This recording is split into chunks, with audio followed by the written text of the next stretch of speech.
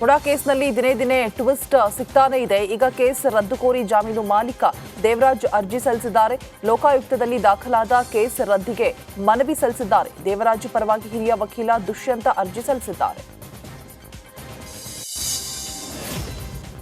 ಮೈಸೂರಿನಲ್ಲಿ ಮುಡಾ ಹಗರಣದ ತನಿಖೆ ಚುರುಕುಗೊಂಡಿದೆ. ಅಪರ ಡಿಸಿಯಾಗಿದ್ದ ಪಾಲಯ್ಯರನ್ನ ಲೋಕಾಯುಕ್ತ ಅಧಿಕಾರಿಗಳು ವಿಚಾರಣೆ ನಡೆಸಿದ್ದಾರೆ.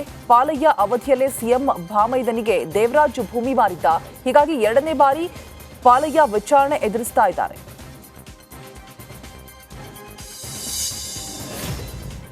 ಹುಬ್ಬಳ್ಳಿಯಿಂದ ಬೆಂಗಳೂರಿಗೆ ಇಂಡಿಗೋ ವಿಮಾನದಲ್ಲಿ ಜೀವಂತ ಲಿವರ್ ಶಿಫ್ಟ್ ಮಾಡಲಾಗಿದೆ. ಲಿವರ್ ಅಗತ್ಯವಿದ್ದ ರೋಗಿಗೆ ಜೋಡಣೆ ಮಾಡೋದಕ್ಕೆ ಯಶವಂತಪುರ ಸ್ಪರ್ಶ್ ಆಸ್ಪತ್ರೆಗೆ ಝೀರೋ ಟ್ರಾಫಿಕ್ ಮೂಲಕ ಜೀವಂತ ಲಿವರ್ ರವಾನೆ ಮಾಡಲಾಗಿದೆ. On behalf of all the crew for 7233, welcome you all on board our morning service to Bengaluru. We are currently lining up for takeoff. Service to Bengaluru. We are currently lining up for takeoff, expecting a flight time of 1 hour for.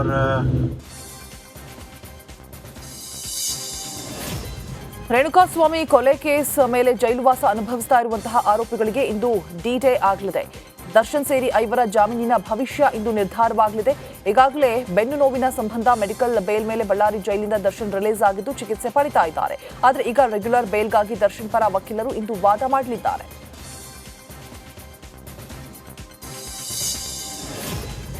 ಹುಬ್ಬಳ್ಳಿಯಲ್ಲಿ ಟಿಪ್ಪು ಜಯಂತಿ ಆಚರಣೆ ವೇಳೆ SDPI ಕಾರ್ಯಕರ್ತರನ್ನ ಪೊಲೀಸರು ಬಂಧಿಸಿದ್ದಾರೆ. ಅನುಮತಿ ಪಡೆಯದೆ ಟಿಪ್ಪು ನಗರದಲ್ಲಿ ಟಿಪ್ಪು ಜಯಂತಿ ಮತ್ತು ಮೆರವಣಿಗೆ ಆಯೋಜನೆ ಮಾಡಿದ್ರು. ಕಸಬಾಪೇಟೆ ಪೊಲೀಸ್ ಠಾಣೆ ವ್ಯಾಪ್ತಿಯಲ್ಲಿ ಪೊಲೀಸರ ಜೊತೆ ಎಸ್ಡಿಪಿಐ ಕಾರ್ಯಕರ್ತರು ವಾಗ್ವಾದ ನಡೆಸಿದ್ದಾರೆ. ಈ ವೇಳೆ ಕಸಬಾಪೇಟೆ ಪೊಲೀಸರು 31 ಜನ ಕಾರ್ಯಕರ್ತರನ್ನ ವಶಕ್ಕೆ ಪಡೆದಿದ್ದಾರೆ.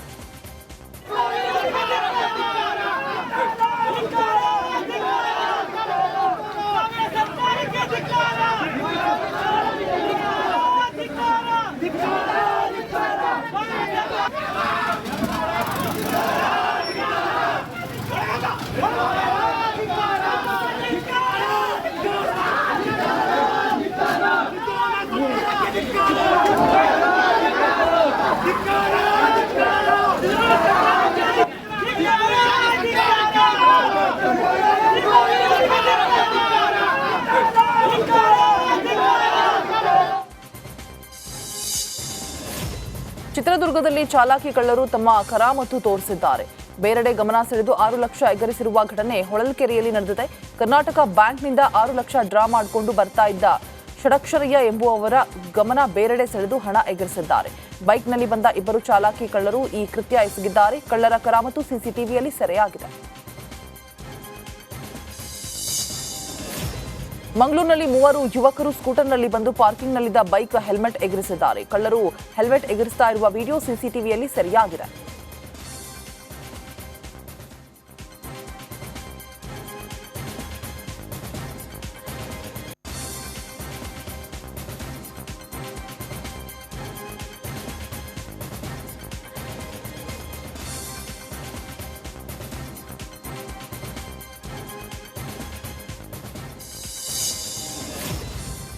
ಕೋವಿಡ್ ವೇಳೆ ಸಾವಿರಾರು ಕೋಟಿ ಲೂಟಿ ಮಾಡಿದ್ದಾರೆ ಅಂತ ದಾವಣಗೆರೆಯಲ್ಲಿ ಬಿಜೆಪಿ ವಿರುದ್ಧ ಹಿರಿಯ ಶಾಸಕ ಶಾಮನೂರು ಶಿವಶಂಕರಪ್ಪ ಆಕ್ರೋಶವನ್ನು ವ್ಯಕ್ತಪಡಿಸಿದ್ರು. ಯಂತ್ರೋಪಕರಣಗಳನ್ನು ಖರೀದಿ ಮಾಡದೆ ಹಣ ತಿಂದು ಹಾಕಿದ್ದಾರೆ. ಕೋವಿಡ್ ಕಾಲದಲ್ಲಿ ಬಿಜೆಪಿ ಮಾಡಿದ ಅವ್ಯವಹಾರ ಈಗ ಬೆಳಕಿಗೆ ಬರ್ತಾ ಇದೆ ಅಂತ ಕಿಡಿಕಾರಿದ್ರು. ಜೊತೆಗೆ ಇದೇ ವೇಳೆ ನಾವು ನಮ್ಮ ಕುಟುಂಬದಿಂದ 6 ಕೋಟಿ ರೂಪಾಯಿ ವೆಚ್ಚದಲ್ಲಿ ಕೋವಿಡ್ ಲಸಿಕೆ ವಿತರಿಸಿದ್ದೆವು, ಅದನ್ನು ಕೂಡ ನೆನಪು ಮಾಡಿಕೊಂಡಿದ್ದಾರೆ. ನಾವೆಲ್ಲ ನೋಡ್ತಾ ಇದ್ದೇವೆ, ಪತ್ರಿಕೆಗಳಲ್ಲಿ ನೋಡ್ತಾ ಇರ್ಬೋದು, ಬೆಂಗಳೂರಲ್ಲಿ ಏನು ಅವ್ಯವಹಾರ ಮಾಡಿದ್ದಾರೆ ಕೊರೋನಾ ಸಂದರ್ಭದಲ್ಲಿ ಅಂತೇಳಿ. ಸಾವಿರಾರು ಕೋಟಿ ರೂಪಾಯಿ ದುಡ್ಡು ಹೊಡೆದಾರೆ ಹಿಂದಿನ ಸರ್ಕಾರದವರು.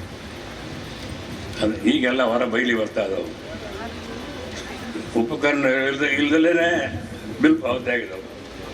ಇಂಥವೆಲ್ಲ ಅವ್ಯವಹಾರಗಳೆಲ್ಲ ನಡೆದವು. ಇಂಥವೆಲ್ಲ ಆಗಬಾರ್ದು. ಅದಕ್ಕೋಸ್ಕರವಾಗಿ 40% ನಮ್ಮ ಸರ್ಕಾರಿಗ 100% ಅಂತ ಹೇಳ್ತಾರೆ. ಅವ್ರು ತಿಂದು ತೇಗಿ ಎಲ್ಲ ಮುಗಿದೋಗೈತಿ. ಈಗಿದ್ನ ಹೇಳ್ತಾ ಇರ್ತಾರೆ. ಆಮೇಲೆ ಇನ್ನೊಂದು ದಾವಣಗೆರೆಗೆ ಒಂದು ಹೇಳ್ತಾ ಇರ್ತಾರೆ, ಕುಟುಂಬ ರಾಜಕಾರಣ ಅಂತ. ಈ ಕುಟುಂಬ ರಾಜಕಾರಣ ಅಂದ್ರೆ ಏನು? ಯಾರು ಬೇಡ ಅಂತಾರೆ ನೀವು ಮುಂದೆ. ವಿಜಯಪುರದಲ್ಲಿ ಗ್ರಾಮೀಣ ಬ್ಯಾಂಕ್ನಲ್ಲಿ ನಿತ್ಯ ಜನರು ಪರದಾಡುವ ಪರಿಸ್ಥಿತಿ ನಿರ್ಮಾಣವಾಗಿದೆ. ತಿಕೋಟಾ ಗ್ರಾಮೀಣ ಬ್ಯಾಂಕ್ನಲ್ಲಿ ಕ್ಯಾಶ್ ಡ್ರಾ ಮಾಡೋದಕ್ಕೆ 3-4 ದಿನಗಳು ಕಾಯಬೇಕಾಗಿದೆ. ವೃದ್ಧರು, ರೈತರು ಬೆಳಗ್ಗೆಯಿಂದ ಸಂಜೆಯವರೆಗೆ ಕಾದರೂ ಕೂಡ ಹಣ ಡ್ರಾ ಮಾಡೋದಕ್ಕೆ ಆಗ್ತಾ ಇಲ್ಲ. ಜೊತೆಗೆ ರೈತರ ಜೊತೆ ಸಿಬ್ಬಂದಿ ದುರ್ವರ್ತನೆ ತೋರ್ತಾ ಇದ್ದಾರೆ ಎಂದು ಬ್ಯಾಂಕ್ಗೆ ರೈತರು ಬೀಗ ಹಾಕಿ ಆಕ್ರೋಶವನ್ನ ವ್ಯಕ್ತಪಡಿಸಿದ್ದಾರೆ. ಜೊತೆಗೆ ಕನ್ನಡ ಬಾರದೇ ಇರುವ ಅಧಿಕಾರಿಗಳ ವರ್ಗಾವಣೆ ಮಾಡೋದಕ್ಕೆ ಆಗ್ರಹಿಸಿದ್ದಾರೆ.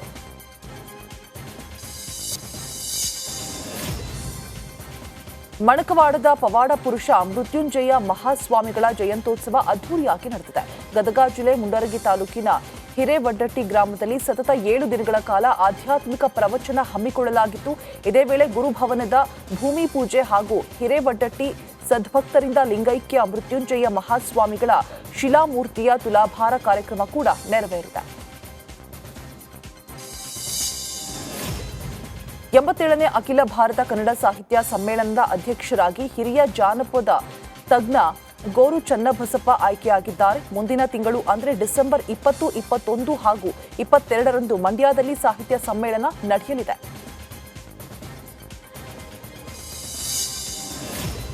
ಬೀದರ್ನ ಜಿಲ್ಲಾ ಪಂಚಾಯತ್ ಸಭಾಂಗಣದಲ್ಲಿ ನಡೆದ ಕೆಡಿಪಿ ಸಭೆಯಲ್ಲಿ ಅಧಿಕಾರಿಗೆ ಸಚಿವ ಈಶ್ವರ್ ಖಂಡ್ರೆ ಕ್ಲಾಸ್ ತೆಗೆದುಕೊಂಡಿದ್ದಾರೆ. ಆತ್ಮಹತ್ಯೆ ಮಾಡಿಕೊಂಡ ರೈತರ ಕುಟುಂಬಕ್ಕೆ ಪರಿಹಾರವನ್ನ ನೀಡುವ ಸಂಬಂಧ ಚರ್ಚೆ ನಡೀತಾ ಇತ್ತು. ಈ ವೇಳೆ ಕೃಷಿ ಇಲಾಖೆ ಜಂಟಿ ನಿರ್ದೇಶಕ ಜಿಯಾವುಲ್ಲಾ ಖಾನ್ ರೈತರ ಕುಟುಂಬಕ್ಕೆ ನೀಡಿರುವ ಪರಿಹಾರವನ್ನ ಚೆಕ್ ರಿಜೆಕ್ಟ್ ಆಗಿದೆ ಅಂತ ಉತ್ತರಿಸಿದ್ದಾರೆ. ಇದಕ್ಕೆ ಸಚಿವ ಈಶ್ವರ್ ಖಂಡ್ರೆ ಪರಿಹಾರ ಚೆಕ್ ಕೊಟ್ಟರೂ ಕೂಡ ರಿಜೆಕ್ಟ್ ಆಗತ್ತಾ ಅಂತ ಕೇಳಿದ್ದಾರೆ. ಅಲ್ಲದೆ ಕಾಮನ್ ಸೆನ್ಸ್ ಇದೆಯಾ, ಬುದ್ಧಿ ಇದೆಯಾ ಅಂತ ಅಧಿಕಾರಿಗಳಿಗೆ ತರಾಟೆ ತೆಗೆದುಕೊಂಡಿದ್ದಾರೆ. ನವೆಂಬರ್ ಆಗಿರ್ಬೋದು, ಯಾವಾಗ ಆಗಿರ್ಬೋದು, ಚೆಕ್ ನಾವು ಯಾವಾಗ ಕೊಟ್ಟಿದ್ದೇವೆ? 29 ಜುಲೈ 2024 ನಾನೇ ಕೊಟ್ಟಿದ್ದೇನೆ.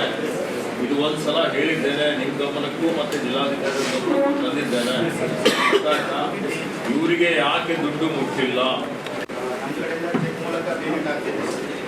ಕ್ರಮೇಣವಾಗಿ ಡಿಬಿಟಿ ಮೂಲಕ ಪೇಮೆಂಟ್ ಆಗ್ತಾ ಇದೆ ಸರ್. ಇಂಥವು ನಮ್ಮದು ಬಾಕಿ ಒಂದು ಕೇಸ್, ಉಳಿದಂತ 5 ಕೇಸ್ ಸರ್. ಒಂದಲ್ಲ, ಜಾಸ್ತಿ ಇದೆ. ಎಷ್ಟು?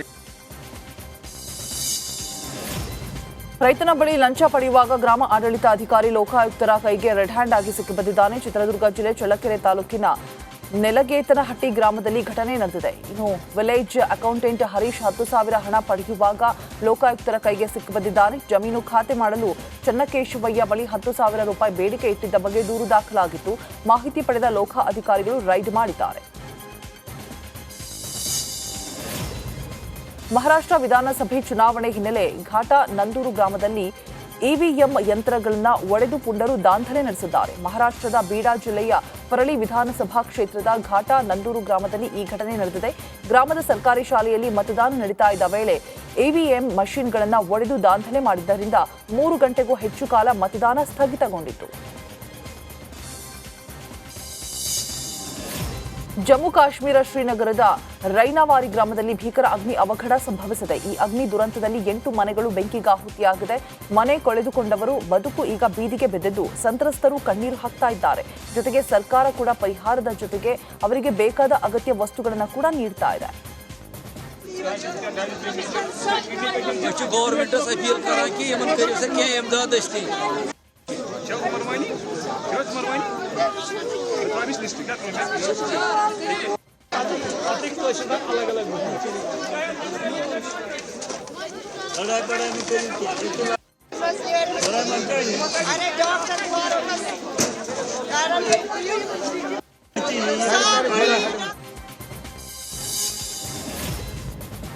ಗಾಯನ ಅಧ್ಯಕ್ಷ ಮೊಹಮ್ಮದ್ ಇಫ್ರಾನ್ ಅಲಿ ಪ್ರಧಾನಿ ನರೇಂದ್ರ ಮೋದಿಯನ್ನ ಶ್ಲಾಘಿಸಿದ್ದಾರೆ. ಮೋದಿಯ ಪ್ರಭಾವಶಾಲಿ ನಾಯಕತ್ವ ಮತ್ತು ಅಭಿವೃದ್ಧಿಶೀಲ ರಾಷ್ಟ್ರಗಳಿಗೆ ಅವರ ಕೊಡುಗೆಗೆ ಮೆಚ್ಚುಗೆ ವ್ಯಕ್ತಪಡಿಸಿದ್ದಾರೆ.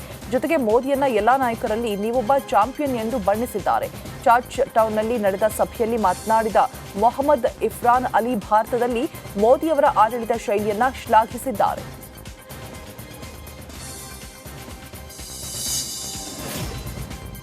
ಇನ್ನು ಇದಕ್ಕೂ ಮೊದಲು ಗಾಯನಕ್ಕೆ ಭೇಟಿ ನೀಡಿದ ಪ್ರಧಾನಿ ಮೋದಿಗೆ ವಿಶಿಷ್ಟ ರೀತಿಯಲ್ಲಿ ಸ್ವಾಗತ ಮಾಡಲಾಯಿತು. ಪ್ರಧಾನಿ ಮೋದಿಗೆ ಕೀಲಿ ಕೈ ನೀಡುವ ಮೂಲಕ ಸ್ವಾಗತ ಮಾಡಲಾಯಿತು. ಇನ್ನು ಗಾಯನ ಅಧ್ಯಕ್ಷ ಇಫ್ರಾನ್ ಅಲಿ, ಗ್ರೆಂಡಾ ಪ್ರಧಾನಿ ಡಿಕಾನ್ ಮಿಚೆಲ್, ಬಾರ್ಬಡೋಸ್ ಪ್ರಧಾನಿ ಮಿಯಾ ಮೋಟ್ಲೆ ಮತ್ತು ಗಾಯನದ 4 ಸಚಿವರು ಜಾರ್ಜ್ ಟೌನ್ನ ಹೋಟೆಲ್ನಲ್ಲಿ ಪ್ರಧಾನಿ ಮೋದಿಯನ್ನ ಸ್ವಾಗತ ಮಾಡಿದ್ದಾರೆ.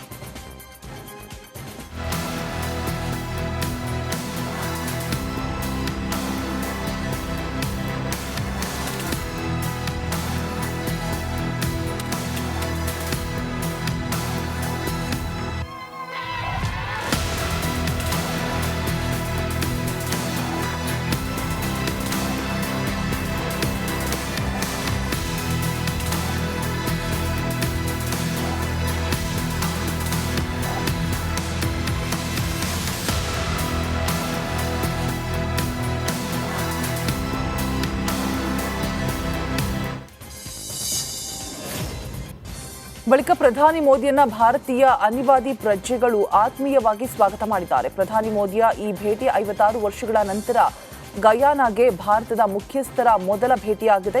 ಇನ್ನು ಗಯಾನಾದಲ್ಲಿ ಸುಮಾರು 3,20,000 ಭಾರತೀಯ ಮೂಲದ ಜನರಿದ್ದಾರೆ. ಇವರನ್ನ ಹೊರತುಪಡಿಸಿ ಸುಮಾರು 2,000 ಭಾರತೀಯ ಪ್ರಜೆಗಳಿದ್ದಾರೆ.